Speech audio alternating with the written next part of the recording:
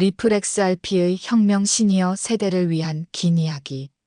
여러분, 우리는 평생 동안 은행과 함께 살아왔습니다. 월급을 통장에 넣고 집을 사기 위해 대출을 받고 자녀들의 학자금을 보내기 위해 송금을 했습니다. 늘 은행은 우리의 삶 한가운데 있었습니다. 그러나 동시에 우리는 은행을 이용하면서 늘 불편을 경험하기도 했습니다. 해외에 있는 자녀에게 돈을 보낼 때 수수료가 지나치게 비싸거나 돈이 도착하는데 며칠이 걸리는 일은 흔했습니다. 때로는 중간에 잘못되어 송금이 지연되거나 돈이 줄어드는 경우도 있었습니다. 우리는 그런 불편을 당연한 것으로 받아들였습니다. 그러나 이제 세상은 변하고 있습니다. 금융의 질서가 바뀌고 있고 우리가 살아온 시대에는 상상도 못했던 새로운 기술이 등장하고 있습니다. 바로 블록체인, 그리고 그 중심에 서 있는 리플 XRP라는 디지털 자산입니다. 많은 분들이 비트코인이나 이더리움이라는 이름은 들어보셨을 것입니다. 젊은 세대가 투자 대상으로 삼기도 하고 언론에 자주 등장하기 때문입니다. 그러나 리플은 조금 다릅니다. 리플은 단순한 투기 대상이나 청년들의 전유물이 아니라 실제로 은행과 국가의 금융 시스템 속에서 활용될 수 있는 구체적인 기술입니다. 그렇기 때문에 학자들과 국제금융기관들은 리플을 특별히 주목합니다. 비트코인이 디지털 금이라면 리플은 디지털 송금망입니다. 이 말은 곧 리플은 실생활의 불편을 직접 해결하는 실질적인 도구라는 뜻입니다. 리플의 가장 큰 특징은 속도와 비용입니다. 우리가 국제 송금을 하면 일반적으로 3일에서 5일 정도가 걸립니다. 중간에 여러 은행을 거치고 그 과정에서 수수료가 붙습니다. 그러나 리플을 사용하면 몇 초 안에 돈이 이동하고 수수료는 거의 1원, 2원 수준으로 줄어듭니다. 이런 이야기를 들으면 혹시 믿기 어렵다고 느끼실지 모르겠습니다. 그러나 이미 여러 은행과 금융기관이 이 기술을 시험했고 실제로 적용을 시작했습니다. 일본, 싱가포르, 미국 일부 은행은 리플 네트워크를 통해 빠른 송금을 진행하고 있습니다. 더 이상 공상이나 미래의 이야기가 아니라 현실로 다가오고 있는 것입니다. 리플의 혁명은 단순히 돈을 빨리 보내는 데서 그치지 않습니다. 그것은 금융의 민주화라는 더 큰 의미를 가집니다. 우리가 살아온 세상은 늘 은행이 중심이었습니다.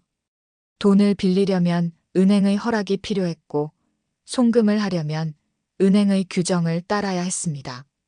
그러나 리플은 은행조차 하나의 사용자로 만드는 네트워크를 구축합니다. 다시 말해 은행이 주도하는 것이 아니라 기술과 네트워크가 주도하는 구조로 바뀌는 것입니다. 이는 우리가 은행에 종속되어 살아가던 시대에서 이제는 모두가 같은 조건에서 금융에 접근할 수 있는 시대로의 전환을 의미합니다. 세계은행과 IMF는 리플이 특히 개발도상국에 큰 영향을 미칠 것이라고 분석했습니다. 해외에서 일하는 노동자들이 본국에 돈을 보낼 때 기존 시스템에서는 수수료가 너무 비싸서 가족에게 전달되는 돈이 줄어들곤 했습니다. 그러나 리플을 사용하면 수수료는 거의 사라지고 송금은 즉시 이루어집니다. 이는 곧 세계 금융 불평등을 줄이는 혁명적 도구가 될 수 있다는 것입니다. 돈이 부족한 사람들에게 더 많은 돈이 남고 가족들에게 더 많은 지원이 돌아가는 것. 이것이야말로 기술이 사람을 위한 방향으로 쓰이는 진정한 혁명이 아닐까요? 학문적으로도 리플은 중요한 의미를 가집니다. 하버드 대학의 로렌스 레식 교수는 블록체인을 신뢰를 코드로 바꾼 기술이라고 표현했습니다. 그 말은 사람이나 기관을 믿지 않고도 코드와 시스템 자체가 신뢰를 보장한다는 뜻입니다.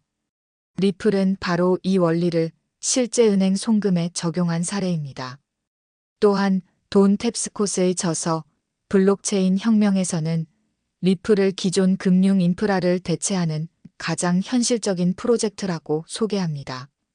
유럽 중앙은행 보고서에서도 리플은 중앙은행 디지털 화폐와 연계될 수 있는 잠재적 네트워크로 분석됩니다.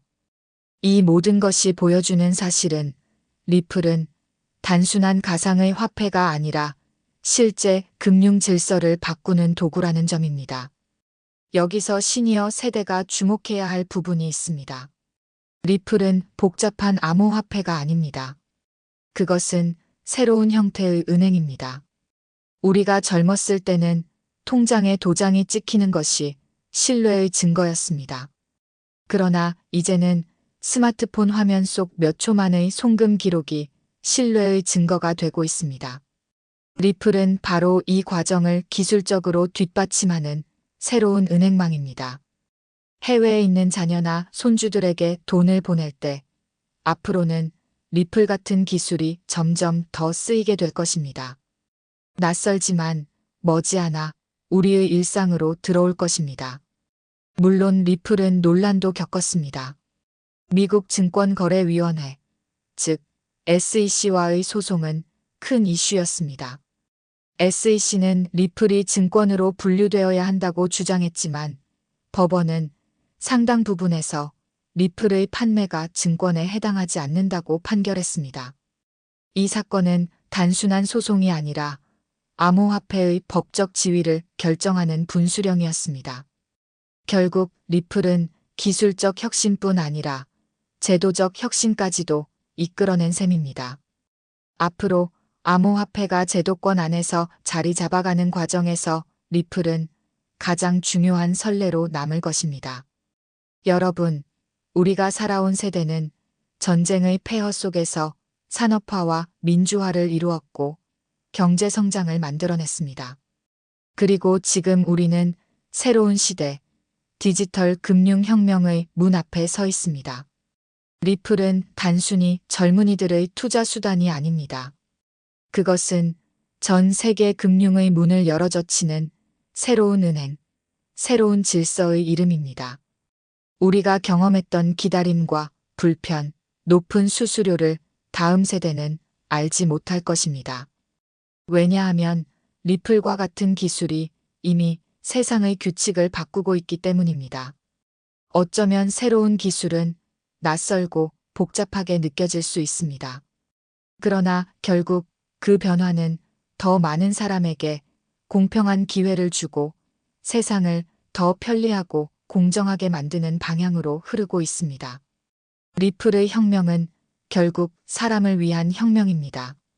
그리고 그 혁명은 우리 세대가 살아온 길, 끊임없는 도전과 변화의 역사와 맞닿아 있습니다.